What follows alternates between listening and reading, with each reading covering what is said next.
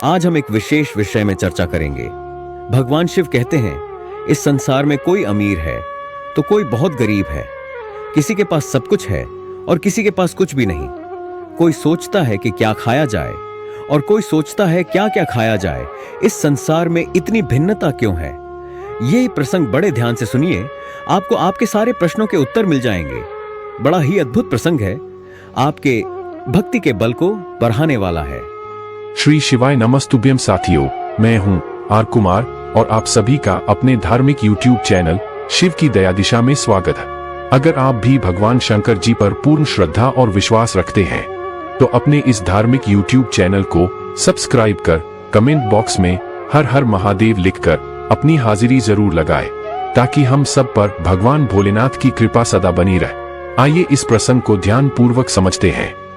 तो एक समय की बात है, एक गांव में दो किसान थे। एक का नाम ईश्वर दीन और वही दूसरे का नाम राम भरोसे था। दोनों बिल्कुल एक जैसा काम करते थे।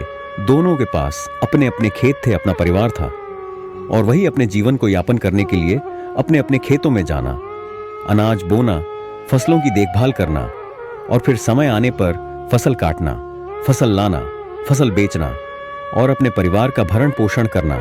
दोनों में अच्छी मित्रता थी। दोनों एक दूसरे पर गहरा विश्वास करते थे। इसी प्रकार ईश्वर दीन और राम भरोसे जीवन में अपने कर्मों को करते हुए अब बूढ़े हो चले थे। पर दोनों में एक बात अलग थी। ईश्वर दीन अपने जीवन में सदा ही अधिक कमाने की विचारधारा से हमेशा ही कामों में लगा रह गया और कभी भी अपने परिवार को, रिश्तेदारों को, अपने बच्चों को समय नहीं दे पाया। और वहीं पर राम भरोसे अपने परिवार और अपने व्यापार दोनों को प्राथमिकता देते हुए समय समय पर अपने दायित्व को निभाया।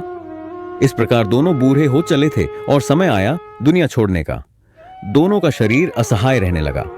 फिर एक दिन दोनों स्वर्ग सिद्धार कर बैकुंठ धाम चले गए। जब दोनों बैकुंठ धाम में भगवान के पास पहुंचे तो भगवान ने दोनों से कहा कि तुम दोनों ने धरती पर ईश्वर प्रिय कार्य किया है। खेतों में अनाज को पैदा कर समस्त प्राणियों के भरण पोषण एवं कल्याण का कार्य किया है। अब बताओ, अगले जन्म में क्या चाहिए? तुम्हें कैसा जीवन चाहिए? तो ईश्वर दीन किसान ने कहा कि भगवान, यह जन्म जो धरती पर मिला था बहुत ही तंगी भरा और कठिन था। कहूं तो बहुत ही बेकार था। सारी जिंदगी मेहनत करता रहा, परिवार को पालता रहा, दुखी रहा।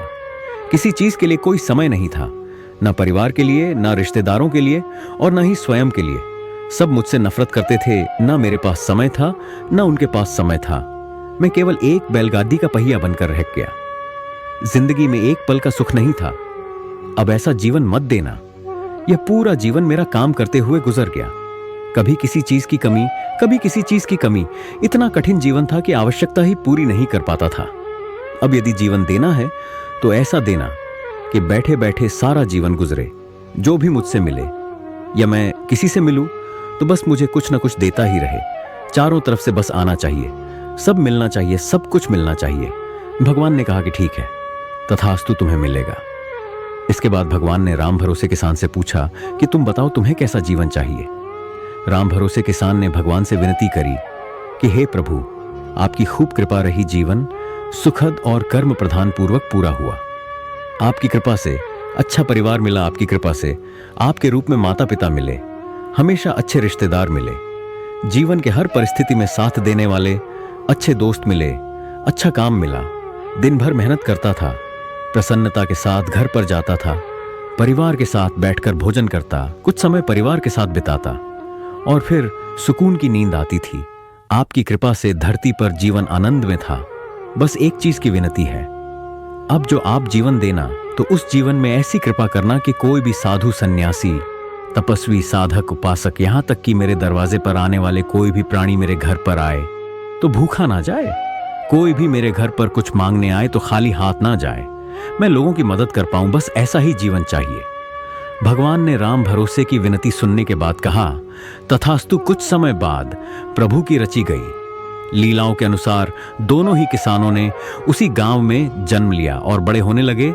तो जो पहला किसान था, जिसने भगवान से कहा था कि सब आए और मुझे दिए ही जाए, दिए ही जाए, दिए ही जाए, ऐसा जीवन देना, मैं सिर्फ बैठकर पाता रहूं, वो व्यक्ति उस गांव का सबसे बड़ा भिखारी बना और जो दूसरा किसान था जिसने भगवान को विनती करी थी कि मेरे द्वार से कोई खाली ना जाए, प्रभु कोई भूखा ना जाए, सदा ही मैं सत्कार करता रहूं। प्रभु की लीला से वो उस गांव का सबसे अमीर आदमी बना। दोनों को अपनी अपनी इच्छा अनुसार फिर से जीवन मिल गया, पर इस बार जीवन की दशा और दिशा में काफी अंतर था। अब दोनों दोस्त नहीं थे, बल्कि एक गरीब भिखारी और दूसरा अमीर था। बस दोस्तों, यही है हमारे समाज का आईना। कहने वाले ने कमाल की बात कही है, नियत में बरकत होती है, जहां नियत होती है वहीं बरकत होती है। जब आपके पास कुछ न होते हुए भी देने की नियत रखते हो तो ऊपर वाला आपकी क्षमताएं दोगुनी कर देता है। जब आप किसी को देना चाहते हो, चाहे मन हो या फिर धन हो, तो आपकी क्षमता अधिक हो जाएगी। ऊपर वाला आपको अधिक देगा, आपको और देगा और देता ही रहेगा, क्योंकि लोगों की मदद करके आप ईश्वर का काम कर रहे हैं। लोगों को खुश रख करके आप ईश्वर की प्रकृति को खुश रख रहे हैं, क्योंकि हम सब ईश्वर की रचना है। तो हम कभी दुखी नहीं हो सकते हैं, क्योंकि हम नियति का काम कर रहे हैं। और जो लोग दुखी होते हैं उसका कारण वह स्वयं होता है, क्योंकि उन्हें हर चीज में दुखी दिखाई देता है। उन्हें कोई अच्छा लगता ही नहीं है। वह हर चीज के अंदर खामी निकाल देते हैं। वो लोग कभी नहीं सोचते कि ईश्वर ने हमें वही हाथ, वही पैर, वही बुद्धि, वही दिमाग, वही सब कुछ दिया है जो एक अमीर व्यक्ति को दिया है, धनवान व्यक्ति को दिया है। उन्हें कोई अच्छा लगता ही नहीं है। वह हर चीज के अंदर खामी निकाल देते हैं। वो लोग कभी नहीं सोचते कि ईश्वर ने हमें वही हाथ, वही पैर, वही बुद्धि, वही दिमाग, वही सब कुछ दिया है जो एक अमीर व्यक्ति को दिया है, धनवान व्यक्ति को दिया है। तो आप अलग क्यों हैं? आप अलग इसलिए हैं क्योंकि आपकी सोच अलग है। आपको सिर्फ खामियां दिखाई देती है। आपको सिर्फ ये दिखाई देता है कि मेरे पास ये नहीं है, मेरे पास वह नहीं है। उसके लिए आप रोते रहते हैं और सारा जीवन काल्पनिक चीजों को जुटाने में खो देते हैं। लेकिन जो है उसके लिए कभी खुश नहीं होते हैं, उसके लिए प्रसन्न नहीं होते, उसके लिए ईश्वर का धन्यवाद नहीं करते।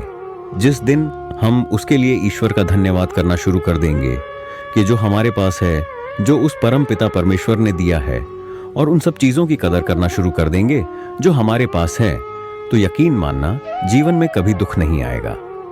रही बात कर्मफल की, तो दोस्तों मैं आपको एक बात बता देना चाहता हूं कि भगवान शिव कहते हैं, इस संसार के कण कण में मैं समाया हुआ हूं। मैं किसी के कर्म में कोई हस्तक्षेप नहीं करता।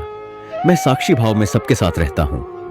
मैं हर प्राणी के साथ हर पल रहता हूं, और जो ये जानता है कि मैं हर समय उसके साथ रहता हूं, वह जीवन में कोई भी गलत काम नहीं करेगा, क्योंकि उसे मुझ पर और मुझे उस पर संपूर्ण विश्वास होता है। इसीलिए उसके हर कर्म में उसके साथ रहूंगा। और जो भी व्यक्ति गलत कर्म करता है, वह सबसे पहले मुझे और मैं उसे छोड़ रेडियच देता हूं।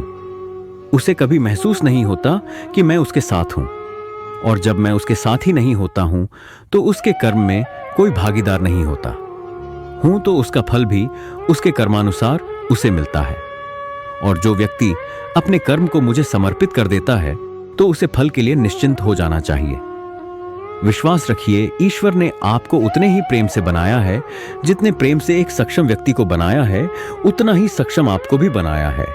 वही सारी विशेषताएं आपको भी दी है, बस आपका उन पर और ईश्वर पर विश्वास होना चाहिए। इसीलिए हमेशा मैं कहता हूं, अपने ईश्वर के प्रति अपने विश्वास को मजबूत रखिए, अपने भक्ति के बल को बढ़ाते रहिए। कण कण में ईश्वर समाया हुआ है।